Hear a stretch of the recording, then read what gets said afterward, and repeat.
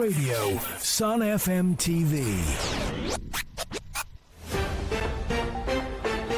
The Midday News on Sun FM is brought to you with the compliments of the Public Service Pensions Fund. Take advantage of PSPF's digital platforms like ePSPF, available on www.pspf.org.zm. Download the mobile app on Google Play Store and App Store, or use the USSD code *3434# for easy access to all pension services. Public Service Pensions Fund, keeping the pension promise.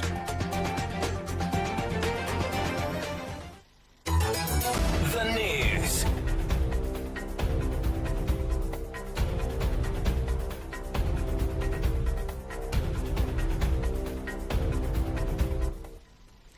Hello and welcome to our news. To present the news, my name is Mwema Shanshima. Take a look at the stories making headlines. President Hakainde Hichilema held a high-level meeting with an Egyptian business delegation aimed at strengthening bilateral relations and expanding economic cooperation between Zambia and Egypt. The Zambia National Building Society has declared and paid a dividend of 15 million kwacha to the government of the Republic of Zambia for the 2024-2025 financial year. The Center for Environmental Justice, CEJ, has called on the Zambian government to urgently release the official pollution report on Sino Metals Leach Zambia Limited, following mounting public anxiety and international concern over environmental contamination on the Copper Belt. The Chipolo Polo boys are set to kick off their campaign at the delayed 2024 African Nations Championship CHAN this afternoon with a high-stakes clash against the Democratic Republic of Congo in Group A. Join me for the details shortly.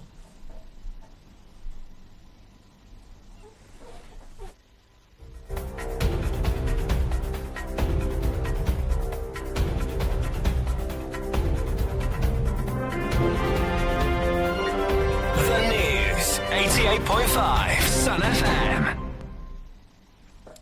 And now the news. President Hakainde Hichilema held a high-level meeting with an Egyptian business delegation aimed at strengthening bilateral relations and expanding economic cooperation between Zambia and Egypt. The delegation was led by Her Excellency Mayada Esami Abdel Rahman, Ambassador of the Arab Republic of Egypt to Zambia, and Engineer Ahmad El Asari, Chairman and CEO of Arab Contractors, Egypt, one of the region's leading construction and infrastructure firms.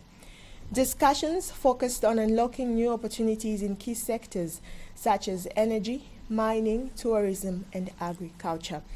Particular emphasis was placed on water harvesting technologies and sustainable waste management solutions, which both nations view as critical to long-term development.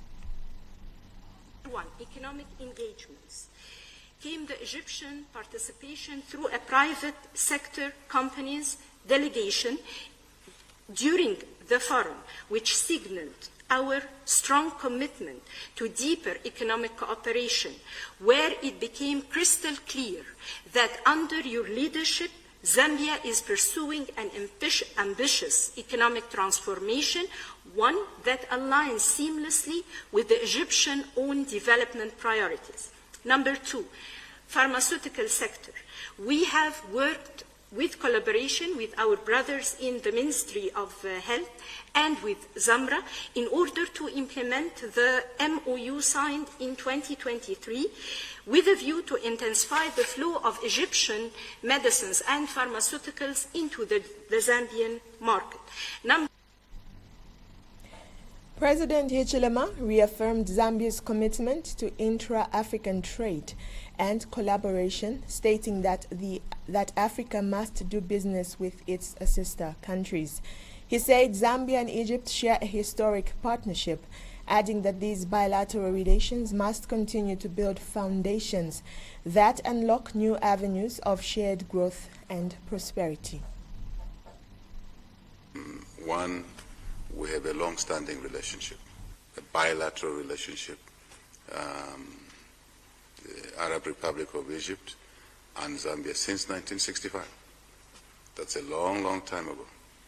And so over the years, through successive leaders of the Arab Republic of Egypt, leaders from Zambia, our people, two peoples, have worked that you've given in the summary that the Minister of Infrastructure has given and the MOUs that we entered into.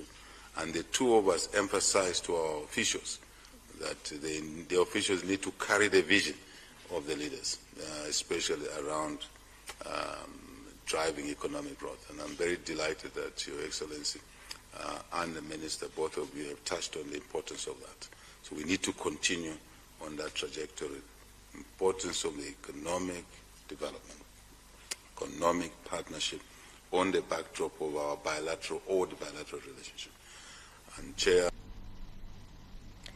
the meeting concluded with a renewed commitment to translate these discussions into tangible investments and joint ventures that will benefit both countries.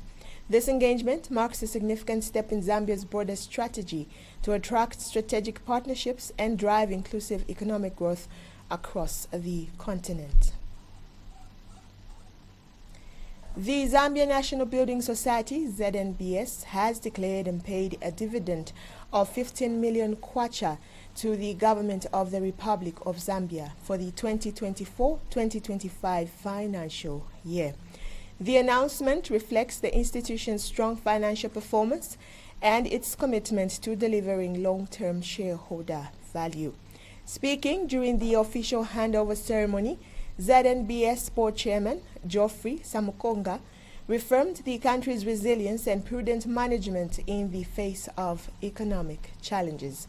He thanked the government for reinvesting a significant portion of the profits into the acquisition of a new tire core banking system, which is expected to enhance operational efficiency and improve service delivery nationwide. Mr. Samukonga also highlighted the development and implementation of the Constituency Development Fund CDF management system, a digital platform designed to help local councils improve loan governance and recovery processes.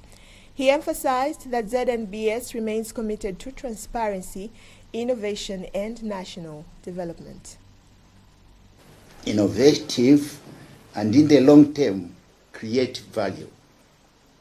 We will continue to uphold the principles of transparency, accountability, and excellency that define our corporate culture. In line with this, the Society recently launched its corporate strategic plan for 2025-2028, anchored on 5 strategic pillars. These are 1, digital transformation and operational efficiency, meaning enhancing the digital experience for our clients and employees through the acquisition of Tier 1 core banking system, upgrading our ICT infrastructure, and expanding our digital service suite. Meanwhile, Minister of Finance and National Planning, Dr. Stumbeko Msokotwane, praised ZNBS for its consistent profitability over the past decade, despite challenges in accessing affordable funding. He commended the society for its role in supporting urban housing through initiatives such as the Kwatu Housing Estate in Chilanga and the Garden House Estate in Mansa. Dr. Msokotwane acknowledged ZNBS's commitment to offering the lowest mortgage rates in the market and noted that its strategic direction aligns with key national priorities, including the National Housing Policy, the 8th National Development Plan, and Sustainable Development Goal 11, which promotes inclusive, safe, resilient, and sustainable cities. He pledged continued government support, particularly in helping ZNBS explore low-cost financing options to expand its reach and impact, citing that part of the society's profits will be invested in modernizing its ICT infrastructure and implementing the new core banking system to boost competitiveness and service efficiency. In closing, Dr. Msokotwane thanked the ZNBS board management and staff for their dedication and urged them to maintain strong performance and strive for even greater dividends in the years ahead. Gladly receive and accept the check of 15 million kwacha as dividend coming from the Zambia National Building Society.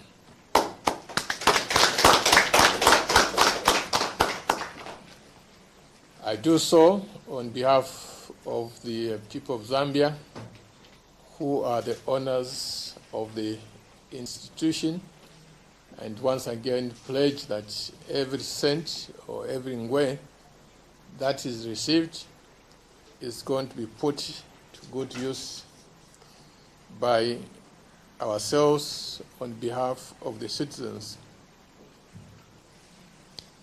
Zambia National Building Society has been doing very well.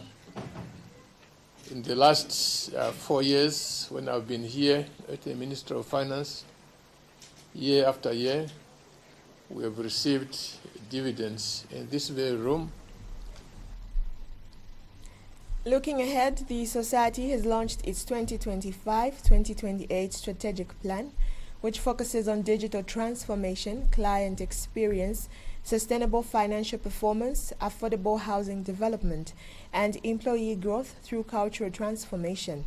The plan is designed to position ZNBS as a leading financial institution in Zambia's evolving economic landscape. The Center for Environmental Justice, CEJ, has called on the Zambian government to urgently release the official pollution report on Sino Metals Leach Zambia Limited, following mounting public anxiety and international concern over environmental contamination on the Copper Belt. Speaking to Sun FM TV News, CEJ Executive Director Maggie Mapalo-Mwape cited that the U.S. Embassy on August 6, 2025, stated a health alert which announced the withdrawal of diplomatic staff from Kitwe District and surrounding areas due to high levels of contamination. The alert warned of hazardous substances including arsenic, cyanide, and uranium posing serious health risks through water, soil, and airborne exposure. Ms. Mwape emphasized that transparency is critical to help affected communities take informed precautions and protect their health. She revealed that approximately 500 victims in Kalusali and Luale received compensation ranging from 26,000 kwacha to 30,000 kwacha per person, totaling between 14 million kwacha and 16 million kwacha. However, CEJ considers this payout inadequate and questioned why other severely affected communities along the Kafue River, such as Mukombwe, Nakakonde, Kapata, Chifumpa, and Kamwesha, were excluded from the compensation scheme. She said the areas have suffered extensive crop damage and water contamination that demands full disclosure of all penalties, fines, and payments made by the polluter for environmental destruction, stating that it was not just an environmental crisis, but a national disaster. She further urged the government to release the full pollution report to guide response strategies and ensure citizens are kept informed. CEJ is also calling for fair and inclusive compensation for all impacted communities, not just selected few individuals. Ms. Mwape appealed for bold and strategic action to protect Zambia's environment and uphold the rights of its people. She stressed that the government must hold Sino Metals fully accountable and enforce strict environmental laws to prevent future disasters, adding that the right to clean water, food, and a safe environment is non-negotiable, further explaining that this disaster must not be swept under the rug. The Chipolopolo boys. We take a break, and when we return, we have more in sports news. Keeping the pension fund. Yeah, yeah, yeah, yeah.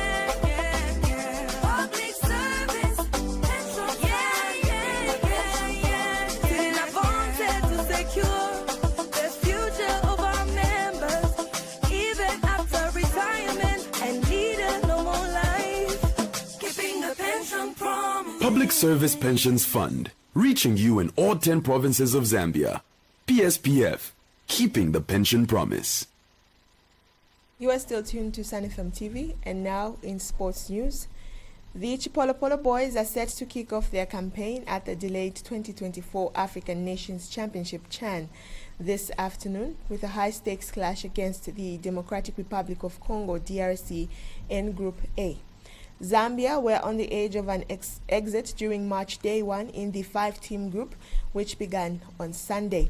In the opening fixtures, Morocco defeated Angola 2-0, while CHAN co-host Kenya edged out DR Congo 1-0 at the Moore International Sports Center in Nairobi. This marks the first CHAN meeting between Zambia and DR Congo since their semi-final showdown in the inaugural 2009 edition held in Côte d'Ivoire. On that occasion, DR Congo triumphed 2-1 and went on to win the tournament, while Zambia claimed the bronze medal. Zambia's head coach Avram Grant has emphasized that the CHAN tournament is not only a competitive platform but also a strategic opportunity to scout and develop local talent for the senior national team ahead of the Africa Cup of Nations scheduled for December this year. The match is scheduled to kick off at 16 hours Central African time at Nyayo Stadium in Nairobi, while later tonight co-host Kenya will face Angola in another Group A fixture at 21 hours. Zambia's upcoming group matches include Angola on August 10th, Morocco on August 14th, and Kenya on August 17th. With a tough group ahead, Chipolopolo will be aiming to start strong and build momentum towards the knockout stages. And in that sporting edition ends our midday news. But before we go, a recap of the headlines once again. President Hakainde Hichilema held a high-level meeting with an Egyptian business delegation aimed at strengthening bilateral relations and expanding economic cooperation between Zambia and Egypt. The Zambia National Building Society, ZNBS, has declared and paid a dividend of 15 million kwacha to the government of the Republic of Zambia for the 2024-2025 financial year. The Center for Environmental Justice, CEJ, has called on the Zambian government to urgently release the official pollution report on Sinometal's Leach Zambia Limited, following mounting public anxiety and international concern over environmental contamination on the copper belt. And finally, in sports, the Chipolopolo boys are set to kick off their campaign at the delayed 2024 African Nations Championship CHAN this afternoon, with a high-stakes clash against the Democratic Republic of Congo DRC in Group A. Thank you for watching and listening. On behalf of the entire news crew and production team, my name is Mwema Shanshima. Be sure to join us for our next bulletin at 1600 hours. Good afternoon.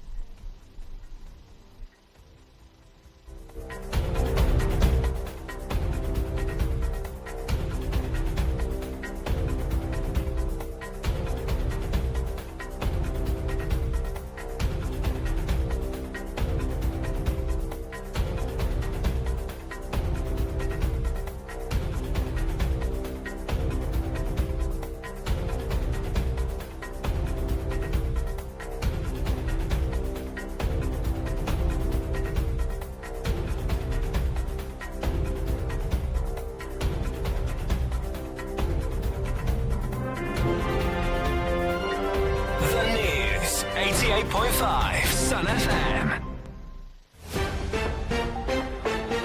The Midday News on Sun FM was brought to you by the Public Service Pensions Fund, PSPF. Remember to send hi to our WhatsApp line 0770-627-391 to register your account and access all pension services anytime, anywhere. PSPF, keeping the pension promise.